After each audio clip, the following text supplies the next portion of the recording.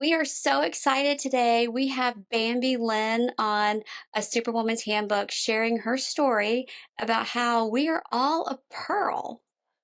I'm so excited. I'm so excited. I'm glad that we had the conversation back and forth before. Because I love, what you're doing for your daughter. What a legacy, what a heritage, that you're giving to her. So I just think that this is so cool that I wish I would have thought about something like doing something like that for my daughters. So Thank you. My whole idea was I wanted to equip her. I mean, the game is rigged against women, and we don't help the situation by giving each other a handbook or content to kind of yes. learn from each other's shared experiences. So I really wanted to put together not only my own life experience for her to have as a handbook, but reach out to other women who were comfortable enough being vulnerable to share their stories in case something like this happens in her life. I want her to kind of have a kindred spirit to resonate with. Absolutely. And I think that's really great because sometimes as women, we don't lock arms with each other. We say we have our little tribes, but when it's time for us to, speak into somebody's life, sometimes we don't want to share our platforms with people because we're afraid that they're going to take our people. We don't praise, women and things like that. So I just think this is such a great concept. But yeah, just like you said, my name is Bambi. I am a mother of 6 adult children. Just like we talked about before, I have my oldest is going to be 38 this year. I do have 13 grandchildren, and I have one of my grandchildren running around in the streets of heaven. I'm just raising havoc. So I am a transplant from Buffalo, New York, into the Golden Isles of Georgia, and I am a 3-time author. I'm a 2-time published author, but my third book comes out in June. It should be out. But I wrote my first one. I wrote the Journey of Josephine, which is my memoir, which is really what people, want to talk about a lot of times because of the trauma that I had to walk through and the things that I learned through the trauma. And just like you said in the beginning of this conversation, you said that we're all a pearl. And what people don't realize, I love nature metaphors. I think nature metaphors are just incredible. And so I try to use them as much as possible. And when you think about a pearl, you have to first think about the oyster. When you open up an oyster, there is no pearl. The only time that the oyster gets a pearl is when the oyster has gone through some disarray, has gone through some havoc. So when the parasites are trying to get inside of the oyster, the oyster is trying to form a film around itself. So, they're not allowed to get in. When the hurricanes hit it and, constantly, the oyster is trying to protect itself with this film. And when the oysters finally landed, so to speak, in the pile of oysters, that's when they begin to start opening up the oysters and they see pearls. And the bigger the pearl, the bigger the distress that oyster had to go through. And if you think about it, they say that when oysters, when they harvest oysters, and you buy a pearl, and it comes onto you buy them in a necklace and it comes on your skin. It says that the pearl takes on your skin and starts moistening your pearl according to your skin. So when you think about that, you think about, and it's a pearl is something that we pass down to generation. We pass it down. So what kind of pearl do you want to pass down to the next generation? What kind of pearl do you want to what kind of experiences do you want to pass down to the next generation? What kind of trauma do you not want to deal with to pass down to the next generation? Because everything's going to be passed down. So I think that that's why I wrote my first book, The Journey of Josephine. I wrote it so when I got it in the mail for the first time and I sat and I read my book, I realized after I was done reading, it took me about 6 hours, and I just cried, wept, did some more healing, more onion peels were, shaved off of me. And I closed my book and I looked up to heaven. I said, oh my goodness, God, this isn't me anymore. I'm not this girl anymore, but now I want to find her. I'm on a mission now to find these women that need to be courageous and they need to be brave enough to tell their stories, because it's when we tell our stories that we lock arms with each other. Because if we were to sit inside of a room, I'm doing an event in Dallas in October, and it's called Trauma to Triumph. And so women are going to be in the room. And if we ask the question, how many of you have been sexually abused? How many of you have tried to commit suicide? How many of you have been victims of domestic violence? How many of you have lived in homes that there was infidelity? I bet every single woman will stand up, because that is not the issue, because we all have that. We all have trauma. The issue is, what are we going to do with the trauma? The issue is, what are we going, when the world crashes us, and when the world tries to come in and try to destroy us like the oyster, what are we going to do with it? Are we going to become a pearl, or we become bitter? It's always our choice. And sometimes we get closed off. I'm doing this amazing experiment right now. I learned that a pine cone, when a pine cone, there is actually a male and female pine cone, which I found that out and I didn't know that, but there's actually a male and female pine cone.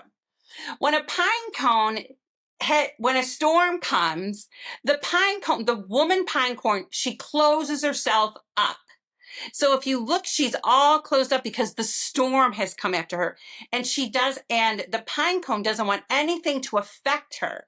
So the male pine cone can't go and reproduce because she's now closed up. And when the pine cone feels safe enough, she starts opening herself up again. And I'm like, oh my word, isn't that like us as women?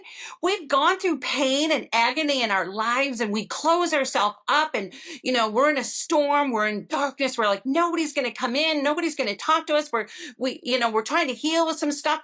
And then when we start feeling safe, we start opening it up for people to come into our lives. And my prayer is now that we become women, that we become a society, that we become a tribe, that women are safe enough to open up ourselves to each other, that we're not walking around closed up so much like the pine cone, because we've just been through storms and we don't want anybody to come in and to attack us. I want to start a revolution, so to speak, of women opening up and being able to open up and trust the process of being able to open up.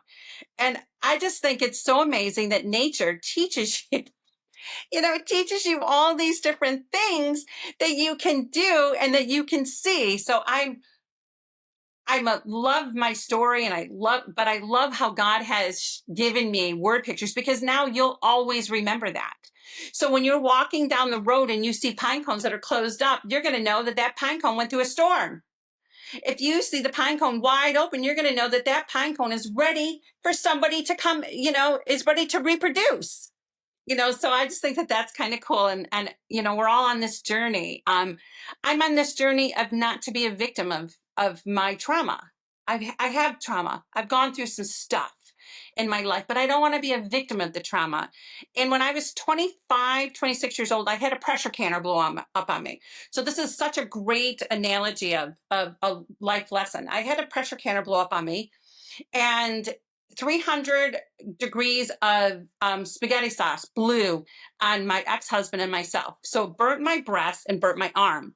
Well, when you go into the burn unit, they take you and they put you on a table, a metal table, tie your hands, shoot you up with morphine, and then they start scrubbing the residue. They start scrubbing the dead skin.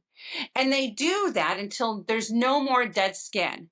And they have to do that for new skin to grow. They got to get rid of the old skin.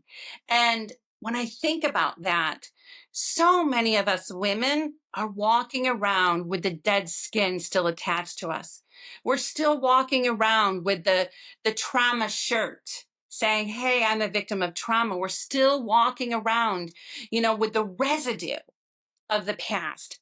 I can't change the past, but I sure can go on a journey to have the past be scrubbed off of me, that new skin, can come. And so when I think about that, yeah, good and bad run on the same track.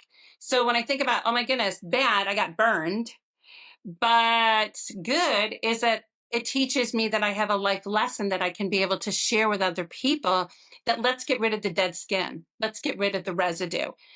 As women, there's nothing that we can do behind us. I can't change what happened to me. I can't change that I was a victim, of domestic violence. I can't change that I was sexually assaulted by my grandfather, my uncle, or a dirty old man in our town. I can't change that I wanted to commit suicide and tried 3 different times. I can't change that I married a man that, loved other women besides me. I can't change those things. But what can I do with those things? I can look at those things in my life and say, huh, that's not a death sentence to me, but it's a first aid kit.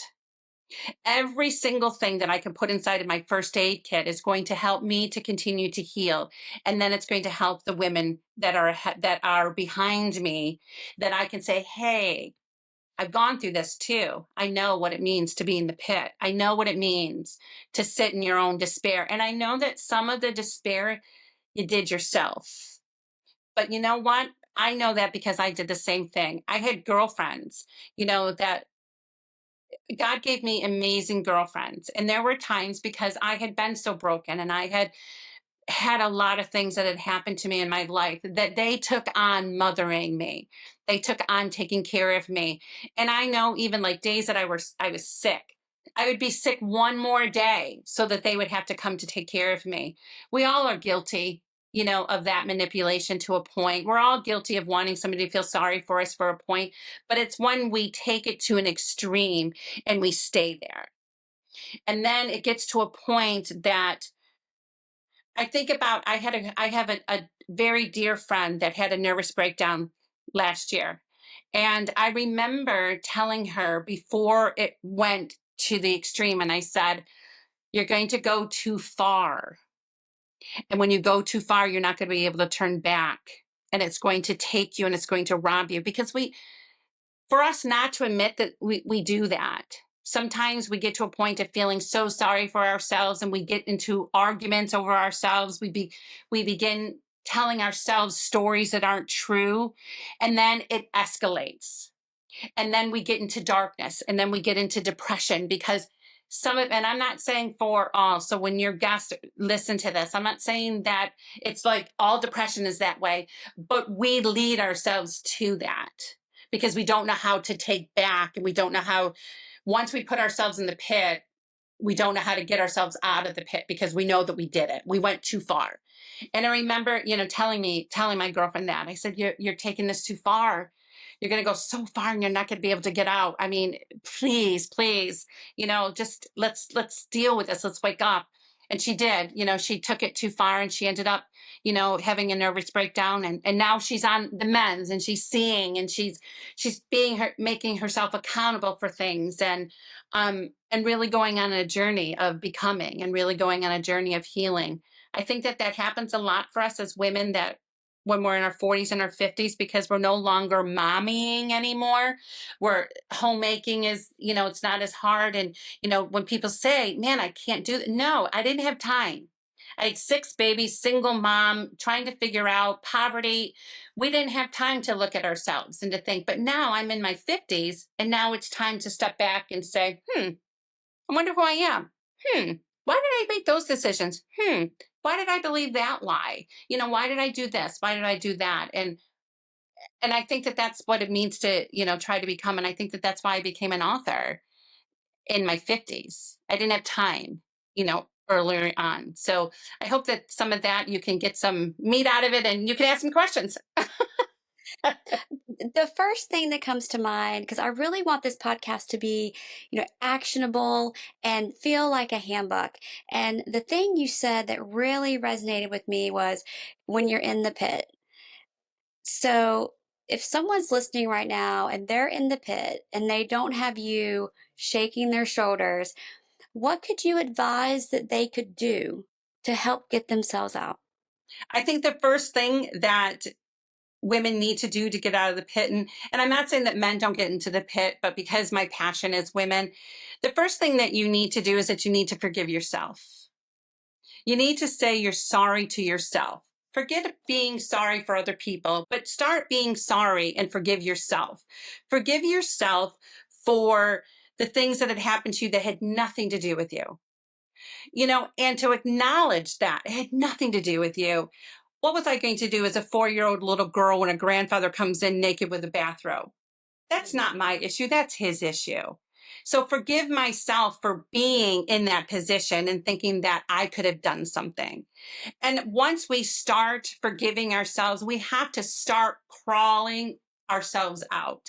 You have to have enough strength, because you know what? It's not the falling down that matters, because we're all going to fall, but it's the getting back up and having the courage and the bravery to say, you know what? I can't change this, but I'm going to fight. I'm going to fight, and knowing that life is just moments. Like right now, this moment will never happen again. We may watch it, but we'll never experience this moment. And if women would understand that when we're in the pit of despair and when we're, ready to just say, I can't do this anymore, whatever, it's only a moment. And then that moment passes. When I think about my daughter that's going to be 38 years old, I was ready to end my life at 16, and I was standing on a bridge to commit suicide. I was standing on a bridge to jump. I didn't know at the time that I was pregnant for her until a police officer grabbed me, threw me into the back of his police car, and took me to a psychiatric center where I found out the next day that I was pregnant. Now, if I would have ended that moment, if I would have taken that despair, and if I would have clothed myself in that despair and masked myself in that despair, I wouldn't have a 38-year-old daughter today, and I wouldn't have 5 other children, and I wouldn't have had 13 grandchildren and counting. Life is about moments. And there are always going to be moments. There are times that I have laid in bed and go, God, I don't want to die, but if you choose to take me tonight, I'll be okay with that. I think that we've all had those kind of moments, in our lives. It's not about suicide. It's just that this is hard. And realize when you're in the pit, it's hard. It's not meant to be easy. It's never meant for us to crawl out and have it to be a piece of cake. It's kind of like when you're telling people to climb the mountain. We have to go through the valley to get to the mountain. But I began to start looking at the valley differently. Valley is where there's rivers. Valley is where there's lush grass for me to lay down. Valley is where there's trees of fruit. Valley is where there's rest. Instead of taking the valley and saying, oh my goodness, I'm in the valley. How about look at the surroundings of the valley and see that the valley is where the beautiful flowers grow, that you get to run, in the daffodils and everything is there, and you get to and then you get to lay down because there's no mud or anything, but you get to lay down in the lush grass and be able to find comfort. And what the valley does, it prepares us for the mountain. But you can't get to the mountain until you go through the valley. And the valley is about teaching. The valley is about resting. The valley is about breathing. And I think that we have to begin to start looking at the valley differently than what we've been taught. We've been taught to say, oh my goodness, I'm in the valley. How about, praise God, I'm in the valley. I can breathe now. I love the picture and the analogies that you use because I I'm in a valley right now and I definitely was not looking at it from that perspective. But now that you kind of paint that for me, I'm like, yeah, that's exactly what I'm feeling. If Yes. if I put it in a more positive tone, a more positive way. And so I've known intellectually that, life is lived in seasons and there's, ups and downs and all that. But the way that you articulate it really definitely like it really resonated with me. So I love that you kind of paint that for our listeners. And then the other thing that you said that really resonated with me was moments. Mm, Sometimes like I think about that moment on the bridge and like your entire life and many people's lives were yes. ahead of you in that. And so you could have single-handedly in that moment impacted all these additional lives.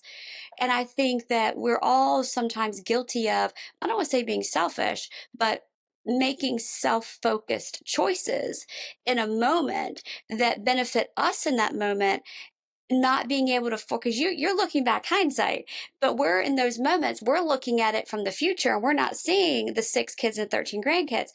Is there something, a mantra, a sentence, something that you could tell that if someone feels like they're in a moment, they could tell themselves, this is a moment. I have 6 kids and 13 grandkids coming. Yeah, and I guess I can use another analogy. When you think about planting a seed, this year, my daughter, for Mother's Day, my daughter last year gave me a lemon tree. And I live in the South now, so I can have a lemon tree. And I have been so excited watching this lemon tree grow. And I've had to transplant the lemon tree 3 different times. And now the lemon tree blossomed, and now I have little lemons on it. But it was a process. And sometimes the seeds had to go through darkness. It had to blossom. I had to wait for the blossoms in order to get the fruit. You have to water it. You have to take care of it. You have to replant it, transplant it from one place to another, and then you begin to have that fruit. It's a process. And that's what trauma is. It's a process. That's what our life is. It's a process. That's what moments are.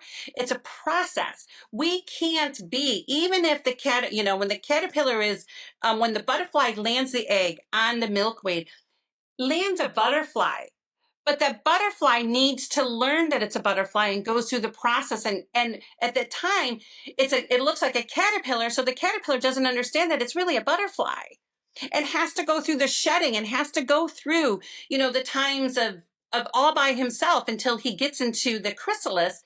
And then he's really dark. But when he's in the chrysalis, he's being told over and over again, you're a butterfly, you're a butterfly, don't worry about it, you're a butterfly. And then when the time comes, he emerges, and now he has his wings. But he's always been a butterfly. And I think that we need to remember that. And I am a born again Christian, and I love Jesus, and I met Jesus when I was 16 years old. And I know that the Bible tells me that he created me and he molded me even before he placed me into my mother's womb. He gave me destiny. He gave me my purpose. He gave me all of that. But I've had to walk through all of this in order to understand that. I've had to go through the valley. I had to go through all of that in order for me to realize that what he did is that he created everything within inside of me, like he did the butterfly. But I had to go through some things in my life, and I had to go through purposes and pain and passion and good, bad, and ugly. I had to go through all that in order for me to be at this very moment, to realize that God created me for this very moment, to share my love, to share my testimony, to share what this world did to a broken little girl, but what God did to transform her. That's what life is about. I love that. I mean, we're all broken in some capacity, Absolutely. which is what makes life beautiful to me. If we're not meant to be perfect, we're not meant to be. It's just when you can embrace that, but we don't live in a culture that really teaches how to Mhm. embrace that. And I'm not sure. Well, I'm sure that we don't embrace it with each other. So, what advice could you give someone to embrace their own brokenness and how to embrace the brokenness in others? I would tell them first, which I tell my clients. In fact, I send my clients memoirs, as part of their homework. Read people's stories. Read people's stories. Read as many memoirs as you possibly can. Read about, I read Sally Field's memoir. I read Viola Davis's. You want to live a life that's been heartache? Read Viola Davis's, her memoir, to realize that you're not alone. I think that society wants to create that you're an island when really we're a community. Mhm. And so but you have to be diligent. You just can't be sitting and saying, oh, nothing's changing for me. Well, you're not moving. You have to do things. I can tell people, every podcast that I'm on, they ask me, hey, what do you do? What do you do? The problem is that it's a small percentage of people that are willing to sit on the bed and be scrubbed. It's a small percentage. But when that small percentage decides to be scrubbed and get new skin, whatever they have to say, go and find them and seek them out and realize that they did it, and so can you. And life is so much better on the other side. Because every time I would tell my story, I don't need to tell my story of dirty old men anymore because it makes me feel dirty. But let me tell you the story and what God did, in the midst of all of that. That makes me clean, and that makes other people. It's not that I don't want to hear people's stories, because we have to share them. But then it comes to a point that we don't need to share them anymore. We just need to share the experience of the love and the grace and the forgiveness that we now carry. I love that. And I love how we've had a lot of stories of trauma on our podcast so far. And I love how you're the first guest who has really put it in a very positive spin and how to come out of it a better version of yourself, which I think is everyone's goal. You know, when they're in trauma, it's like, yes, you want to survive it, you want to get out of it, Hmm. yes, but you don't want to be this broken victim forever. You want to use it as a way to transform, as you kind of describe, and to Absolutely. use the valley to kind of come up. And yeah, the valleys are not talked about enough, and the power of the valley. So I'm glad that And you I bring just that up. hope that, even when you get out off of here, take some construction paper, take some tissue paper, do whatever you can and draw the valley, Mm, paint the valley. Then you can experience the valley, make the river, the creek in the valley, make the trees that are there, the lush grass, and you get a different perspective I of love that. valleys. That I would had be a my guest advice. who the way she articulated it was, there's no way away from the pain. You have to go through the pain. You have to go through That's it. the only way out. And I love that you give a very kind of tactical, Hmm. physical way for our listeners to do that, because telling someone just push through the pain, doesn't give a real tangible solution. So I love that Yes. you use that example. Yes. Well, thanks. I was so glad that I had the opportunity to be on, your podcast. And I just hope that it really helps your listeners to realize, good and bad run on the same track. And we Mhm. may not have got the puzzle pieces of the box that we wanted, but we still got a masterpiece. I love that. That's like the perfect. I'm not going to say anything else. That's a perfect place to leave us. Yes. But before we do, we'll put it in the show notes. But where can, if folks want to read your books and if they want to learn, if they want to work with you as a life coach, how can folks find you? They can find me. I do have a website called healingthroughstories.com. It's all one word, healingthroughstories.com. My books are on there. And if anybody subscribes, there is a 10% discount that to buy my book, and that will be sent out to you. And so is my 8-week program is also on my website. It's called Healing Through Your Story, Finding Your Purpose. And I take you on an 8-week journey of activities. And, it's kind of like what I just did. When I said to you, hey, paint or draw the valley. I have my clients do that because I think that the more that people have a hands-on, tangible thing to Mhm. look at and to think, the more that it becomes so personal to them. So, and I am on every kind of social media. Bambi Lynn, look me up on any kind of social media. You can find me, but you can also find me at healingthroughstories.com. I thank you so much for coming and being a part of this just passion project that has turned into, honestly, like a national battle cry. When Yes. I reached out to folks, I've been so blown away at just the level of participation and vulnerability. And I just thank you so much, because I know that there is a girl, a woman, many girls, many women that are listening to this, who are in that valley, who are in that moment, who need to know there are 6 babies and 13 grandbabies ahead of me. And so I'm just so grateful that you shared this today. Well, thank you so much for having me, and God bless you. Thank you.